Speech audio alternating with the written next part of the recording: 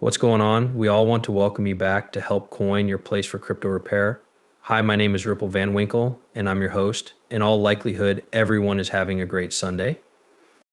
You want to take a break from the chaos of Christmas and New Year's by playing soccer or throwing a ball. As you get ready for your New Year's Eve party, the funny never stops. There's a lot to talk about in this show, but we're going to focus on something very important right now. We'll talk about how XRP can become a worldwide currency. Please pay attention to this clip. Then we'll talk about businesses and what they're doing behind the scenes. After that, we'll listen to Michael Saylor talk about Bitcoin.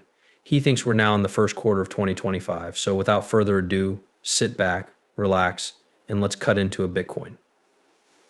$93,815. It's down 0.72% in the last 24 hours. At 3:44 a.m., Ethereum is down 0.81%. The value of USDT is 99 cents. $1 in XRP is equal to 1 USDC. Yes, it costs $2.14. It's now 1.75%. Just like I said in the video this morning, make sure you know about one problem that affects XRP the most. That's close to the hourly rate above $2, and it's expected to be very bullish. It's also possible for the first week of January to end the week above $2. Everything will be fine. The total market cap for cryptocurrencies is $3,279,000,000.00. Here's a quick review for those who didn't make it to the end of the first video. This is what we said about that film. XRP was worth 60 cents a month ago around Thanksgiving time. We are now above $2. That is a huge win, everyone, and we're in a very, very support time window we're going to label for XRP, and it's looking for a new home. The new base needs to have a nice support built around it before it can stay up. Nothing goes up in a straight line, even during a bull market. Don't forget that. In an instant line, nothing will cross. It's going to cross. It will correctly find its new base and assist stage. It will gain strength around that area, and then it will hold lower back to the upside. That easy. That easy. Michael Saylor, Bitcoin is back in the place where it can be built up. He told me that he thought a few weeks of stabilization could set the stage for a big break. He's saying 130,000 by the end of Q1. It seems like it's about to show up. And the look is right. Bitcoin can't go above or below 90. The most we've ever had is about 108. Based on the number range I gave you, 108 to 115 will be the hardest to get through. Bitcoin is going to go up and up by as much as 150,000 once that gets broken. That's the clean. It's easy to reach 150. It's just hard to get out of this range, but what? It will get to a point where the market makers get the barriers, the walls will fall down, and the charge will go through the roof. The Bitcoin chart is shown below. Not anything special. The purple line on this chart shows where the resistance is. There was pushback all the way up to the all-time high, which was made around 108,000. We were given good support around 92, and Bitcoin has been following it every time it gets to 92.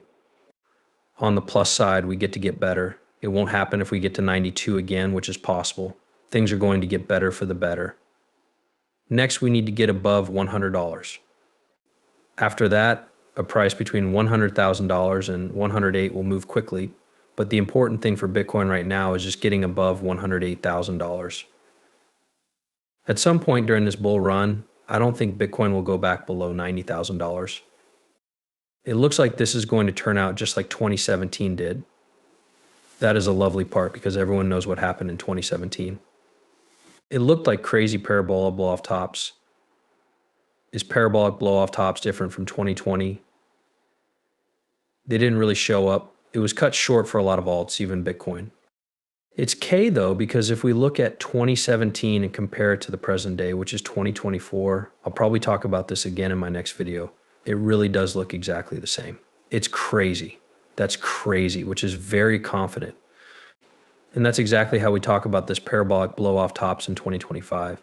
Of course, we talk about XRP share rising above 6%. It's time for tax season. And we talk about the main pass coming up in Q1. It really does look like it. I get the two sides by using sides. There it is.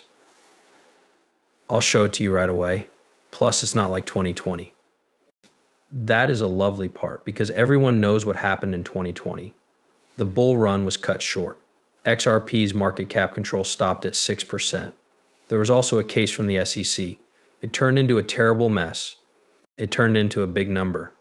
The best offer we got was $1.96, which we already beat. I think this is a win.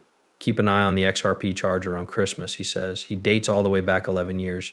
You could have gotten in for $0.05 in 2013. 2014 did not get around. Too much pretty much went down. 2015 and 2016 were very bad. But look, you can get up to 0.06 in 2016. I wish I had given in. I got in 2017. It was getting a little too late. We did make that pass to 2.30 in 2017 though. In 2018, we made $0.34. 2019, think about 2018 and 2019 and 2020. All of those were bears. The bull began to move toward the 2021 stop. That means you said 3, 4, 1, 9, and 21 cents. 2021 cost $0.83 in 2020 and 2022. We were $0.33 last year and $0.61 this year. We were sitting at $2.33 this Christmas, just like we were last year. Pay attention to this clip if you feel this sense of how big things are right now. It talks about the strategic world reserve for XRP. In 2026, the reserve will be made. In that case, bid about 13 months, give or take. He says that all of Basel's liquidity standards will be met in 2028, but they won't be. Pay attention to this, and then let's talk about XRP and how it becomes a backup asset. These are the check marks that need to be crossed off because many of them have already been crossed off. There's something scary about it. Pay attention.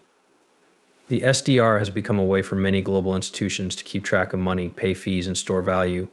The IMF does say that the SDR isn't always a forex though.